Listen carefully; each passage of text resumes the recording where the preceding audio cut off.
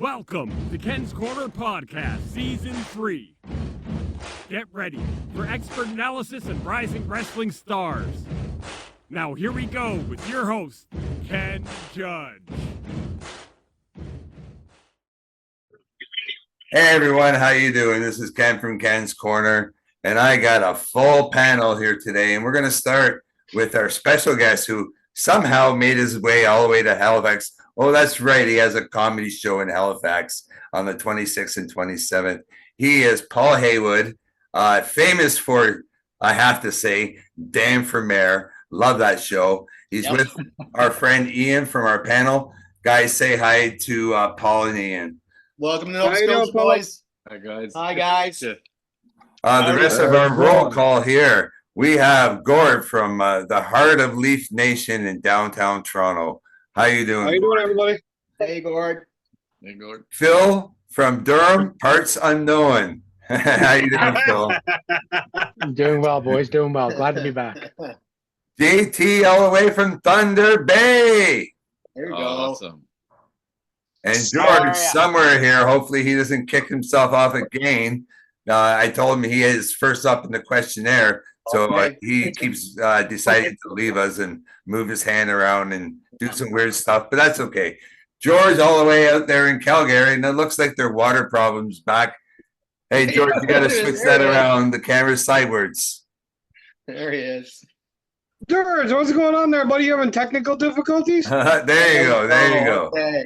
You're good to go. All right, let's kick this off, guys. So I gave you guys a bit of homework this week, and we're going to move around starting from goalie out, and that's where George comes in. It's the Canadian team and our choices for the Four Nation tournament coming up in February. Correct me if I'm wrong. I believe it's in Canada and parts of the USA. Okay. Yep. But let's start off with George. Who is your number 3 to number 1 goalie for Team Canada? I'm going to start off with number 3 being Skinner from Edmonton. And then my second would be Montour from Montreal. Montembeault, yes. Montembeault from Montreal. And my number one goalie would be Aiden Hill. And why do you pick Aiden Hill as your number 1 goalie? I picked Aiden Hill because he's a younger guy. He's pretty good, and he's won a Stanley Cup. And I just like him he's from Calgary, so I'm going to use there you go. I'm going to use the guy out here. That's amazing. Thank you so much for your picks, George. Phil, we're moving on to you. And Canada's defense. Go from 6 to 1 and give us why you're picking that number 1 guy. Well, obviously, guys, we know that performance in the 24-25 season will be a big part of the selection process, depending on how they perform and with injuries and everything. So obviously, these lists can change like crazy. I'm going to go with, I think you said number 6 or number 7. It's going to be Owen Power for me from Buffalo. Yep. Good young defenseman, represented Canada a lot. As the old man on the blue line, I'm going to go with Drew Doughty. He's always been a performer. He's got that dirty, hard nose. He likes getting in there. Evan Bouchard, again, like I said, he had a great playoffs. He had a great season for Edmonton. If he can do it again in 24-25, I see Evan Bouchard being there. I think Josh Morrissey has proven himself to be a puck-moving offensive guy that could really help out on the back end. Noah Dobson in the Islanders. Again, he was very valuable for them down the stretch. If he can continue to grow on that performance, then I think that he's got a good chance at it. And obviously, we're going to go with the 2 guys from Colorado with Taves and Makar. They already play together. They're the number 1, number 2, I think, in all of Canada. Now, with Makar being said, it all depends on if he gets eligibility to play again, because he is on the banned roster from the 2018 World Juniors. So there's still a lot of stuff up in the air. Right.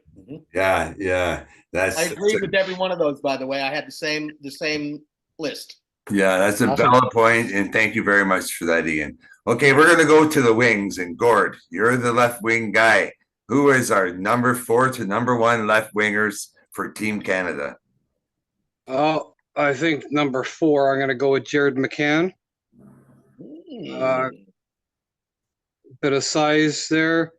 Number 3 probably would be Zach Hyman. Or, I've got a couple here all in a row. Yeah, Zach Hyman and Braden Point were the two I was looking at for 1 and 2. You've also got a couple others in Dylan Cousins, who's bigger guy, definitely is not afraid to get in there and dig. Yeah, I think that's really my main ones, but I was looking at Hyman and Braden Point as the 1-2 guys, depending on who you're putting in the center of what line, well, depending on where they end up. Perfect. JT, you're a right wing guy. Left to right, right? Political spoof there, boys. But what is our 4 to 1, and why do you pick a number 1-1? Well, 4th, I've been looking at a lot of numbers and a lot of guys here, but there's going to be, I don't think there's going to be a lot of physicality in this game, but there's going to be some. I think 4th line down, I'm probably going to throw in Anthony Mantha for the Knights. That guy, he's strong on the boards. He's strong on the half wall. He's strong in front of the net. I don't know. I've always liked watching that guy. Kind of wish he'd be a Leaf. So he'd be sitting in my 4th line. He's just a kind of a go-to kind of guy. Next, I would say I like Giroux, but he's old. So I'm thinking Tyler Toffoli. He's another gritty guy with speed. He can move. He can transition. For a winger, he has a good 2-way game. He can back centerman up. He can do a good job. I really do like him. If Mark Stone could stay healthy, if that guy could stay healthy, especially in a game like this, I think where you're going to have a need for someone to create some garbage down low in corners and feed pucks out and stuff. That guy is a beast. He's a monster. And he has all the leadership skills in the world. So I think that there's a reason why, they kind of hide him and baby him and then bring him out of the playoffs and let him run loose like Kucherov and the rest of the guys, right? They play the little bit of a cap whistle with him quite a bit, but he's a go-to guy to me. Number 1, I'm going to my Leafs with Mitch Marner. Finally, someone picks a Leaf player. The guy he's built for this stuff. I would go Willie Nylander, but I think because he's Canadian, but I'm pretty sure he's slated to play for Sweden. Yeah, so absolutely. Next thing you got is Mitch, and I don't know that guy. A lot of people don't. But his eye ankle sprain's gone. I think he's healed up from that. His East-West game is going to be back, and that kid is just he's a phenom for feeding pucks. And whoever gets to center up or a wing on the other side with that guy, it's just going to be dinging bells and ringing up lights. So, So from what I'm seeing so far, we have our number 1 goalie is Aiden Hill. Our number 2, our 2 defensemen is Makar and Devin Tace. Our starting left winger will be Zach Hyman. Our starting right winger will be Mitch Marner. Now it's up to our new friend here, Paul and Ian. They're going to share. And let's start with number 4 and work down to who will be centering our top line.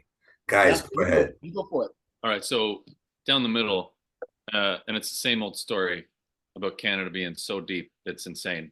You've got generationally deep down the middle.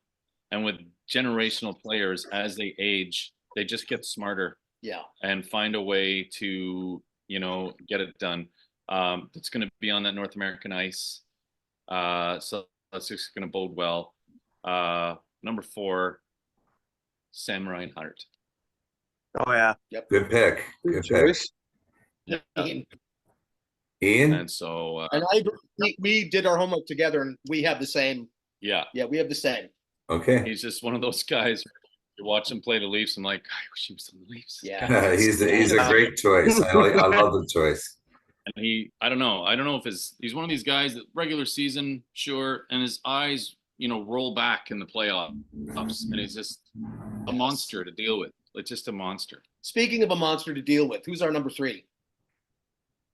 A kid named Sid Crosby. Yeah. Sid the Kid. On the third line. This is third. Think about that. As Wow, three. eh? Oh, wow. Has some depth. So he hops over. How are you if you're Finland, right? Right. And your third line's going off against Sydney. Oh my God. We laughed at the thought of it. We laughed. So, and that's the generational age depth thing. And, and you could bump him anywhere. You could bump him around. You sure could. So we've got 3 1Cs, 4 1Cs. Really? Yeah. So do you want to do number 2? Yeah, I'll do number 2 just because he's another good Nova Scotia boy from up the road. We put McKinnon in number 2. Yeah, you kind of had to. Right? Yeah. Listen, we talked about, Crosby, McKinnon doing this, but we laughed at the idea of Crosby on the third line. It's hilarious. I mean, and you think about it, you have 1, 2, 3, 5, 8, 9. You have the potential of 9 cups in your center. Well, there's depth there, Paul, when you have Nathan McKinnon and Sidney Crosby as your number 2 and 3, and Sam Reinhart, 57 goals, centering your fourth line. That's some insane depth. You are certainly right. I'm sure everyone already knows. Spoiler alert, and who you're picking number 1. Hey, but I'm gonna let you guys go right ahead. Your number 1 guy's not a guy from Alberta, is he? Oh my goodness. Connor I don't know if McDavid. he's from Alberta. Yeah, Connor McDavid. I almost said Steve Yzerman in there. He could still play, I bet. Yeah. I don't know if you'd want him on skates right now, but yeah, he probably could. Think of that first line. Well, do you want an explanation? As not that we really need it, or anyone watching this really needs an explanation, but why did you choose Connor McDavid at number 1? The speed with which he not only plays the game but sees the game. Mm-hmm. Right. Yeah. So listen, we've got lots of fast guys. Let's think of our old guy Kasperi Kapanen, who he did all those wheels, no finish. Yeah. McDavid is he sees the game at a speed that I don't think other people are catching up to. His brain and body are the same speed now. Like he's just on an up angle still. And 2 strides, getting better. And he's gone. All right. So let's announce our starting lineup, guys. Yep. Connor McDavid at center. Yep. Mitch Marner at right wing. Zach Hyman at left wing. Kel Mahar and Devin Tays on defense. And our number 1 goalie is Aiden Hill from Calgary. Yep. Guys, you picked one hell of a team. Thanks for playing along. We're going to move on a little bit. Only Leaf news that I know of anyway. We signed a new head scout named last name Leach out of Dallas. His first name kind of escapes my memory, but I think he's done quite well in Dallas. I'm going to let Gord actually talk about a trade rumor that he was thinking about earlier. And then we're going to move on real quick, unless anyone has anything to add to our Olympic basketball team. Gord, your there's a trade rumor going around right now that Mitch Marner and a defenseman are going to Winnipeg for Nikolai Ehlers and Magruder coming back our way with considerations for possibly a break on the cap. Wow, I don't see it happening, but that's the rumor that's going around right now as one of the biggest ones right now. Is that the I'm on the path. Is he a right-handed?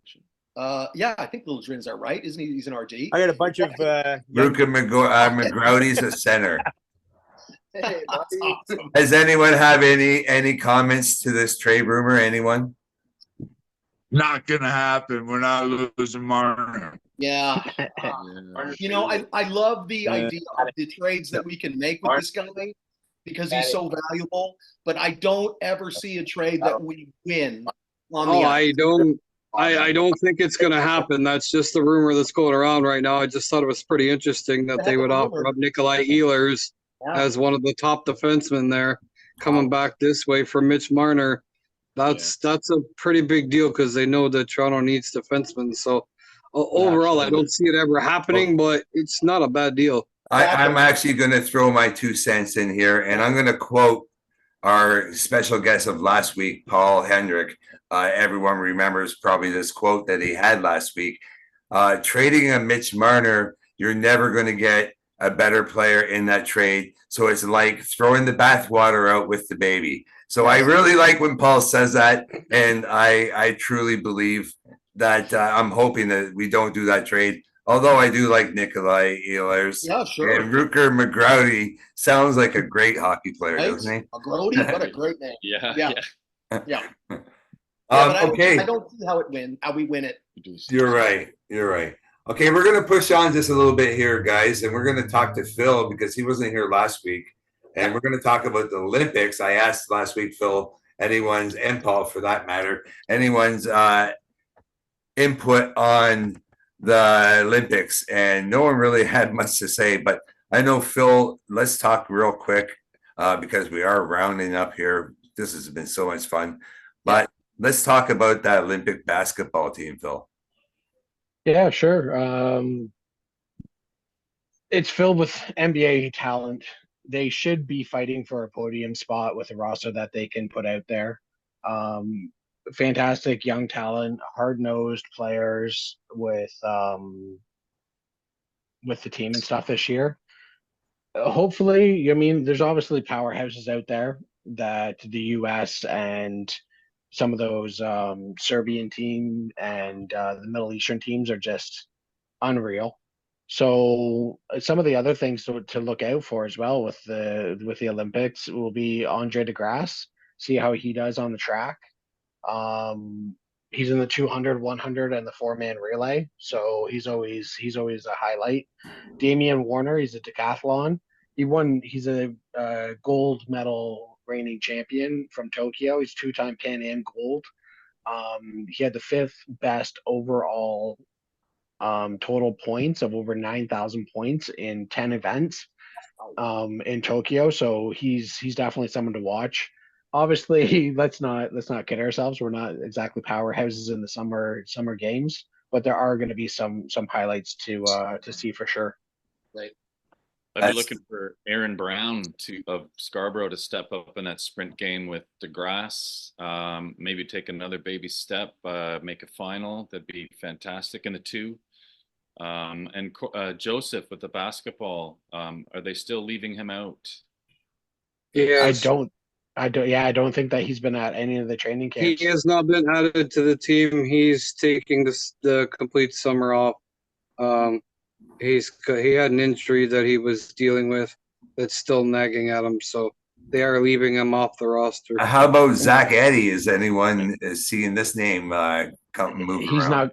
He's not going. The team talked to him, and with him being drafted out of college, whatever, they want to make that major first impression in the NBA.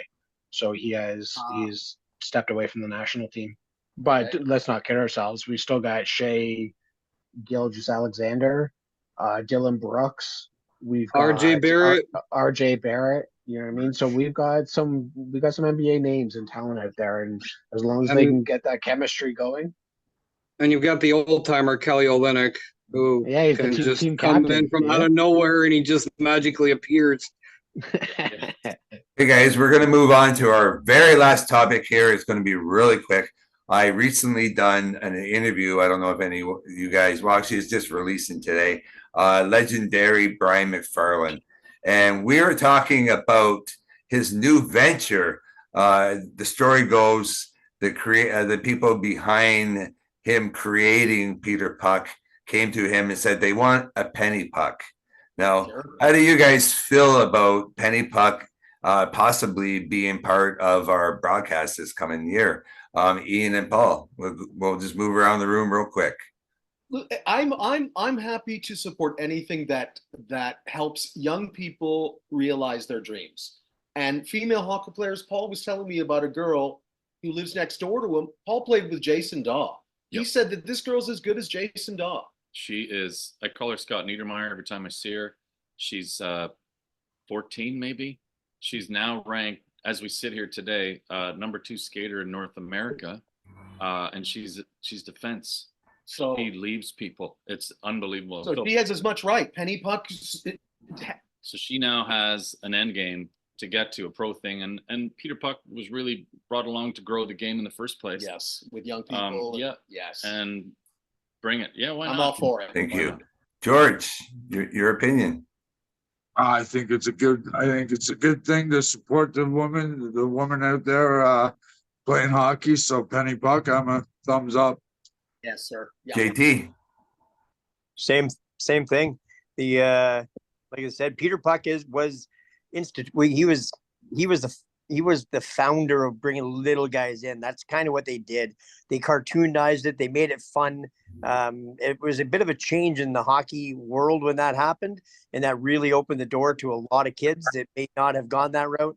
If you can do the same thing now with the ladies hockey, women's hockey right now is not as big as men's hockey, only because the roots have never been there. You don't have the same level of roots. You're seeing more and more and more of it. I watch this women's professional league, and it's good hockey. It's good hockey. It's I watch a lot of junior. The guys that were in behind me there earlier, these guys are all junior A players and stuff. They play. There's a guy playing out in Alaska here. There's a few guys from the N. That one kid's from the SI here. So these are all hardcore junior hockey players, and I can say they're fun to watch. They're really good hockey. Thank you. Those women are just faster, better. Thank you. Phil, quickly here, I'm going to get you and Gord's last comments here. Oh, we live in an inclusive world right now. It's the way that it should have been for forever. Unfortunately, it hasn't been. If we're going to promote grassroots hockey, it's got to be inclusive to anybody, everybody. Doesn't matter your race, your gender, it doesn't matter. If you want to play hockey, play hockey. Be the next Nazem Kadri. Be the next superstar. Yeah, thank you very much. Yeah. And Gord, Play. last but not least. I totally agree. Let them play. Hockey should be a game for everybody. It shouldn't be designated to men, women. And it should be an inclusive all the way around. I think it's an absolutely fantastic thing. And just let them play hockey and have fun. Thank you. So, Mr. McFarlane, you get 2 thumbs up from the Sports Chatters panel here. Thank you so much. Guys, and everyone out there, we do have a new shirt that was designed by our friend right here, Ian. And I hope you can see it. No. Good looking t-shirt going. There you go. Yep. There you go. So that is designed by Mr. Ian right there. If anyone wants one, $20 plus shipping and handling.